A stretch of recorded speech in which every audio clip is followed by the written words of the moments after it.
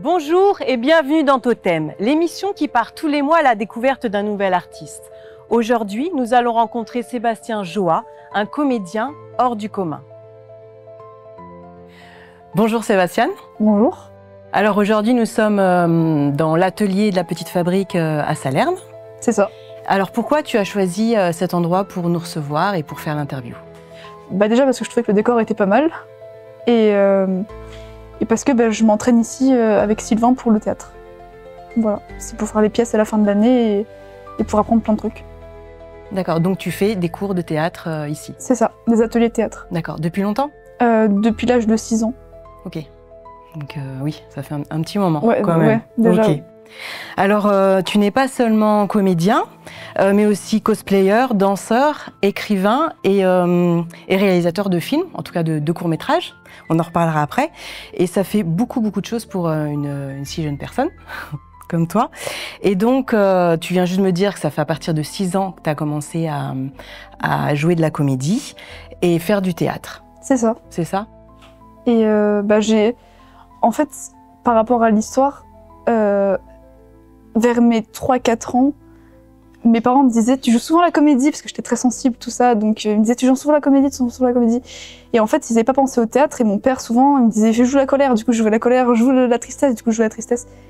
Et en fait, ils ont trouvé les cours de théâtre de Sylvain. Et ils m'ont dit « Teste ». Et moi, j'y croyais pas du tout, mais j'ai fait « Bon, je vais tester ». Et en fait, j'ai beaucoup été accrochée à mon rôle directement. J'avais le rôle de la dame qui tombe dans je ne sais plus quelle pièce, mais c'est une pièce qui m'a beaucoup plu. Et en fait, je devais tomber qu'une fois et je me souviens avoir voulu tomber 50 fois parce que j'aimais beaucoup exagérer dans la dramaturgie du personnage, parce que j'aimais beaucoup approfondir déjà à cette époque les personnages que je jouais. Voilà. D'accord, donc dès petite, tu jouais la comédie à la maison? J'aimais beaucoup ça, oui. Ok. Et donc, et à quel moment tu t'es dit vraiment j'ai envie de faire ça dans ma vie, j'ai envie que ça devienne mon métier, mon travail plus tard? À quel instant vraiment ça t'est venu à l'esprit? Je pense la fin de ma première pièce à 6 ans. Vraiment, quand on était sur scène et que tout le monde a applaudi, je me suis dit en fait c'est génial. Et je sais pas vraiment ce que j'ai ressenti à ce moment-là, mais j'ai voulu quand on m'a demandé ce que tu voulais faire comme métier plus tard, j'ai fait comédien, direct. Voilà. J'ai pensé à d'autres trucs un peu à côté, mais il y avait toujours comédien en tête. Voilà. Ok. Et donc aujourd'hui, tu as arrêté l'école, donc oui. on peut dire ton âge? Oui, 18 ans. Donc 18 ans, ok. Et pour te consacrer complètement à ta passion, c'est ça? J'aurais voulu suivre des études, mais j'ai pas forcément pu, suite à certains événements. Mais ça m'a pas tant dérangée parce que j'ai pu suivre vraiment ma passion et mes parents m'ont soutenue. Au début, ils avaient un peu de mal. Après, m'ont plus soutenue par rapport à ça en me disant c'est vrai que ça doit être plutôt sa voie. Ils avaient un peu peur, ce qui est normal parce que souvent la voix des artistes fait peur. Mais... Ah oui, et puis en plus quand tu arrêtes l'école et tout. J'ai arrêté l'école à 15 ans. Tu te poses pas mal de questions, ouais, voilà. Je comprends. Et en fait, j'ai pu faire mon premier spectacle que j'ai écrit moi-même dans des conventions cosplay, avec des groupes, un groupe. Et en fait, c'est là où je me suis dit, mais j'adore créer. J'ai toujours voulu créer certaines pièces, mais je me suis jamais vraiment lancée, en réalité. Et après, j'ai fait à mes 14 ans, 14-15 ans, je me suis dit, pourquoi pas se lancer. Voilà. Ok. Et du coup, comment tu organises tes journées entre le cosplay, l'écriture, la comédie, le théâtre? Est-ce que tu te fais un planning dans la semaine ou pas forcément, je fais tout de tête. Vraiment, je me dis, go faire ça. Je sais pas, je prends comme ça vient les choses. Et le matin, tu te lèves et tu dis, là, j'ai envie d'écrire une pièce de théâtre, j'écris la pièce de théâtre. En fait, souvent, les idées me viennent le soir. Ou quand je suis en train de rêver. Souvent, c'est dans mes rêves que je pise mes idées. Et vraiment à la limite du rêve et du réveil. Et sinon, des fois, c'est des musiques, des événements de ma vie, des passages qui m'inspirent, tout simplement. La nuit porte conseil. C'est ça. Ok. Est-ce que tu peux nous parler un petit peu du projet Maquisards? Donc, c'est un projet artistique qui a été soutenu par le département du Var et qui mêle à la fois le théâtre, le cinéma et qui a été réalisé donc par Christian Philibert et Philippe Chuyenne. Est-ce que tu peux nous en dire un peu plus? En fait, avant, j'étais au Bus des Possibles. C'est comme une mission locale, sauf que c'était un truc d'insertion qui était assez cool. On devait faire un atelier théâtre. Et moi, j'avais pas envie parce que j'étais très associable à l'époque. Et j'étais en mode, non, j'ai pas envie. Et en fait, ils m'ont dit, mais si, tu vas voir. Et sans savoir que c'était un casting et que ça allait changer ma vie, en fait, en réalité. Et donc, je suis arrivée, ils ont dit, voilà, c'est un casting. Je fais, waouh, trop stylé et tout. Et j'avais trop peur, mais je suis allée voir Philippe Chuyenne et Christian Philibert. Je dis, voilà, d'entrée de jeu, je leur ai dit, moi, j'adore faire les rôles de filles et de garçons. Et je dis, voilà, j'ai pas vraiment de limite par rapport à ça entre le genre fille et le genre garçon. Et oui, parce qu'en fait, dans le rôle, après, tu vas jouer un rôle d'un résistant et donc d'un maquisard et donc d'un homme. C'est ça. Et en fait, sans savoir, mon profil les a intéressés. Et j'aurais passé mon numéro, ils m'ont filmé, tout ça, donc j'avais 16 ans à ce moment-là. Et en fait, ils me rappellent et je fais « Waouh, incroyable !» Ils me demandent de venir au deuxième casting. Donc je viens sans vraiment de grandes attentes, je me dis je teste et puis on verra. Et ils me rappellent, je sais plus vraiment, mais peut-être un mois après, en me disant voilà, t'as été pris, tout ça. Et moi j'ai explosé de joie. Une grande surprise. C'est vrai, parce que ça m'est jamais arrivé de faire des castings et direct d'entrée de jeu, je suis pris. Et surtout que je sentais qu'il y avait un truc, qu'il fallait que je travaille avec enfin, je sais pas comment expliquer, mais je savais qu'il y avait un truc. Tu sentais que ça allait peut-être changer ouais. Dans ta vie.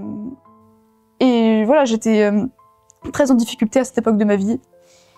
Et faut savoir du coup que au début, directement, ils m'ont mis sur mes difficultés sans le savoir. Donc la sociabilité, donc le fait de devoir rester avec un groupe qui était composé de garçons que je connaissais pas. Je devais dormir dans une résidence. Tout ça me faisait très peur. Et en fait, plus ça allait, plus ça me plaisait. D'être avec eux, de partager des moments avec eux, d'apprendre. Surtout que Philippe Chuyenne m'a appris pas mal de trucs, que ce soit au niveau de théâtre, mais surtout sur moi-même en fait, sans vraiment le savoir. Oui, ça a été une expérience humaine, artistique et humaine aussi. Et par exemple, on a fait des balades en forêt sur les traces des maquisards, donc les résistants varois. Et faut savoir que à l'époque, j'avais une jambe qui ne marchait absolument pas. J'étais paralysée d'une jambe. Donc pendant 3 ans de ma vie, c'était très très dur, j'étais avec une béquille. Et là, j'ai fait le choix de rien dire à Philippe Chuyenne et de me dire, je vais tester et puis on verra. Et en fait, tout le long de là-bas, il se rend pas compte parce que je suis derrière et il me dit, tu marches lentement? Je fais, oui. Donc même quand t'as passé le casting et tout, t'avais déjà mal à la jambe. Oui, et il l'a pas vu. Mais personne l'a vu. Donc en fait, tu sais très bien jouer la comédie. Je sais pas. Personne l'a vu. Parce que je me suis forcée, en fait. Je me suis dit, si je dis d'entrée de jeu que j'ai des problèmes à la jambe, je sais pas s'ils vont me prendre. Donc, je sais pas, c'était ma façon de penser. Donc je sais pas pourquoi je l'ai senti comme ça. Donc j'ai dit, encore go tester. Et j'ai marché. Jusqu'au moment où il est derrière moi, après 2 heures de marche, et je commence à boiter. Et il me fait, tu t'es fait mal? Je fais, non, j'ai un problème à la jambe. Et là, il me regarde avec des yeux, il fait quoi? Mais tu pourras monter sur scène et tout. Je fais, t'inquiète pas, je vais me débrouiller. Et sans le savoir, je dirais vers juillet, au début août, le jour de mon jour militaire, je sais plus comment on appelle ça. Journée de recensement, non? Voilà, c'est ça. Je sais pas pourquoi, ma jambe a commencé à refonctionner, donc je me suis dit bizarre, mais j'ai encore testé une fois de plus, et je me suis mis dans mon escalier, j'ai fait bon, je vais marcher, cette fois-ci, aujourd'hui je marche. Et j'ai commencé à monter les escaliers, et je me suis imaginé que j'étais sur une scène, et qu'il fallait que je marche. Donc j'ai marché, et au final j'ai fait waouh, ça marche, c'est trop bien. Donc suite à ça, ça m'a donné beaucoup envie de commencer la danse classique. Et donc pour, on va dire, la 3e représentation, je me suis mis à vraiment marcher tout ça. C'était exceptionnel. Enfin, pour moi, c'était incroyable de pouvoir vraiment me resservir. Donc, le fait d'être sur scène, de jouer vraiment ton personnage, ton rôle, t'as pu mettre tout ça de côté et ça fait quelque chose peut-être inconsciemment et t'as pu remarcher. Je pense que psychologiquement, ça m'a libérée de quelque chose. Il y a eu plein de choses qui m'ont libérée à ce moment-là, mais D'une part, c'est vraiment les maquisards qui m'ont beaucoup aidé à déjà apprendre à me faire confiance et à me débloquer cette espèce de paralysie due à des problèmes psychosomatiques. Ok. Et du coup, artistiquement parlant, ça t'a appris... qu'est-ce que cette expérience, en fait, t'a appris T'a apprise Bah, en vrai, plein de choses. Déjà, comme j'ai dit, me faire confiance, monter sur scène, essayer d'articuler en disant mon texte. Eh oui, ça c'est important. J'ai toujours eu un peu de mal à articuler. Après, j'ai beaucoup appris avec Sylvain, mais vraiment... En tout cas, les cours de théâtre que tu as fait depuis l'âge de 6 ans t'ont quand même beaucoup aidé m'ont pas mal guidé, mais je pense que faire le film. J'ai eu pas mal de choses à apprendre sur le tas directement pour la pièce et le film. Voilà, j'ai appris plein de trucs. Et humainement parlant aussi. Humainement parlant, j'ai rencontré beaucoup de monde qui était content. C'était cool d'avoir des compliments, ça fait toujours plaisir. J'ai eu des retours qui soient positifs ou négatifs, je les prenais tous et je me disais c'est super, ça me fait évoluer. On a eu plein de monde qui était intéressé par le spectacle, tout ça. Vous avez fait combien de représentations là aujourd'hui, on en a combien? Peut-être, je crois 20, un truc comme ça. 20 dans tout le Var. Dans tout le Var. Ouais, donc ça fait pas mal. Ok. Et donc, je reviens un petit peu à ce qu'on disait juste avant. Donc, ils t'ont choisi, toi, pour jouer le rôle d'un jeune maquisard. Donc, pour jouer le rôle d'un jeune homme. Mais en fait, est-ce que ça t'a pas vraiment posé de problème? Parce qu'aujourd'hui, tu as fait le choix de devenir un homme à part entière. Et du coup, est-ce que toi, tu auras envie ou tu peux nous parler un petit peu de cette transformation qui vient de l'intérieur et voilà, par rapport à ce que tu vis aussi dans ton quotidien, par rapport au film, par rapport au fait de jouer de la comédie, etc. Qu'est-ce que ça t'a, est-ce que tu as des retours par rapport à ça? Oui, alors les gens souvent ne se rendent pas forcément compte de ça parce que j'ai un style assez androgyne, donc on sait pas forcément. Je pense vraiment entre le fille-garçon, parce qu'on a tous une dualité entre ces... On a tous un côté yin, un côté yang. Voilà, c'est ça. Et je pense sincèrement que je penche sur les deux, mais je me suis toujours sentie vraiment garçon sans expliquer vraiment pourquoi, mais je pense que j'ai plein de choses à découvrir par rapport à ça. Mais ça m'a pas posé problème quand j'étais avec un groupe de garçons et qu'on me traitait comme un garçon. Comme un garçon. De toute façon, tu te sentais comme un garçon. Quoi. Mais c'est vrai qu'il y a des fois, souvent des gens qui venaient dans le public et qui disaient « Ah, c'est super d'avoir une fille dans le groupe maquisard ». Parce que je disais « Ah ouais, c'est super !» Mais j'en voulais pas parce que c'est vrai qu'on peut pas savoir. Non. Et puis même les gens, des fois, ont du mal à accepter. Et puis c'est comme ça, je peux pas les forcer à accepter ou pas. Bien sûr. Mais généralement, ça a été bien accueilli ou ça se trouve, ça s'est même pas vu en fait. Ça s'est même pas vu. Il y a des gens qui pensent que je suis pas trans et d'autres qui savent directement, mais je cherche pas à me poser une étiquette en disant je suis trans, je suis juste comme je suis.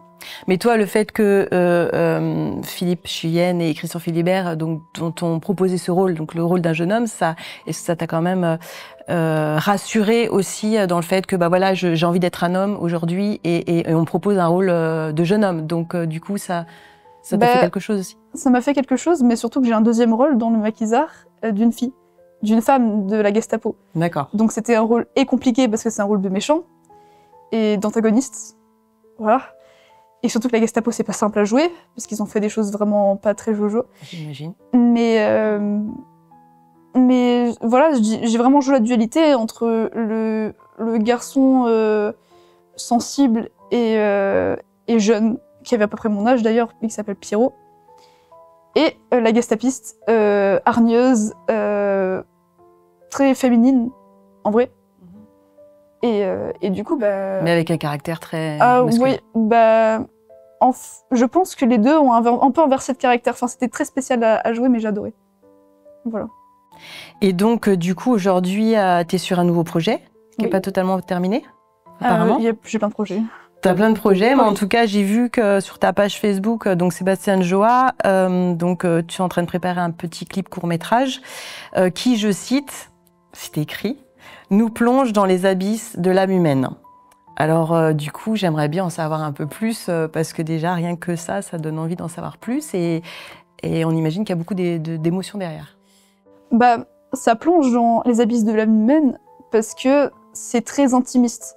Ça parle vraiment de la vie d'un homme, sans trop spoiler du coup, qui fait une descente aux enfers suite à des événements dans sa vie. Et c'est inspiré directement de Five Nights at Freddy's, donc FNAF pour ceux qui connaissent, d'un jeu vidéo qui est devenu un film il y a quelques années. Et je suis très intéressée par le rôle de William Afton, qui est donc l'antagoniste de l'histoire, et qui est très complexe. Ça fait en réalité 4 ans que j'y travaille sur tout ça, donc j'ai fait des spectacles, des vidéos, tout plein de trucs, et j'ai toujours voulu faire un court-métrage sur lui en fait, mais c'est plus un clip de musique du coup. Et voilà, enfin, c'est très, je saurais pas comment expliquer, mais on plonge vraiment dans sa vision. Et certains plans font penser que on est sur l'autre vision de les membres de la famille. D'accord. C'est-à-dire qu'il n'y a pas que lui en fait en réalité. Il y a plein de monde qui gravite par rapport à son histoire. Donc on le voit à travers le regard des autres, et on voit aussi son propre regard sur les autres. C'est ça. En fait, on a plusieurs versions des faits et de l'histoire qui se relient en fait. Et ce personnage, c'est plutôt un adulte. Il a je crois, si je ne dis pas de bêtises, enfin, ça dépend de la version parce que ça a été beaucoup écrit par les fans de l'œuvre, mais il doit avoir une 40aine d'années. Voilà. Et donc toi, tu as réécrit un pan de sa vie. C'est ça. Avec ma version des choses. Voilà, j'ai réécrit comme j'ai pu et comme ça me plaisait, en respectant quand même les livres, le film et le jeu vidéo. Donc il y a pas mal de choses à respecter, mais on a tous un peu écrit notre version du personnage.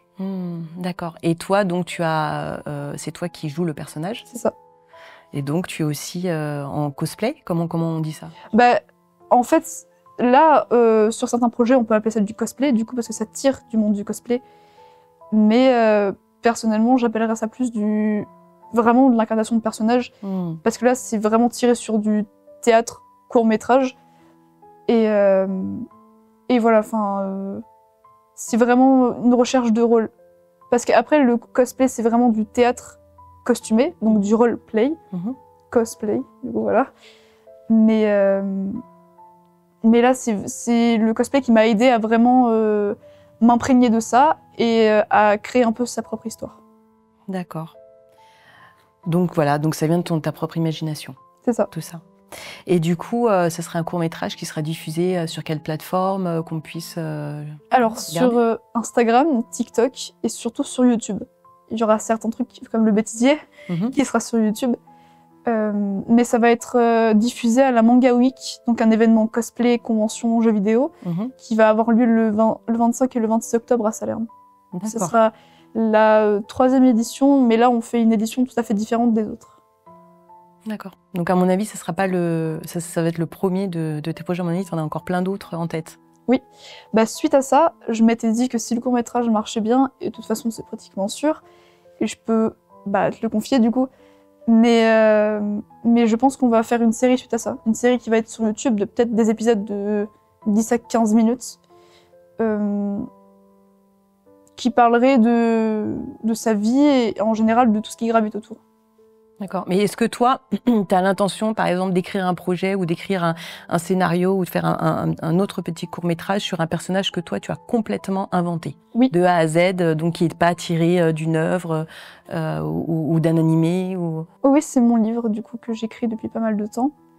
J'ai créé un perso de toute pièce qui est sorti de mon imagination un jour comme ça, il a pop. Elle s'appelle Maria. Et je me reconnais un peu dans ce personnage sans me reconnaître. Comment expliquer Elle a un caractère un peu spécial, mais c'est surtout une victime de tout ce que fait l'antagoniste. Et elle essaye de s'en sortir malgré tout ce qui se passe.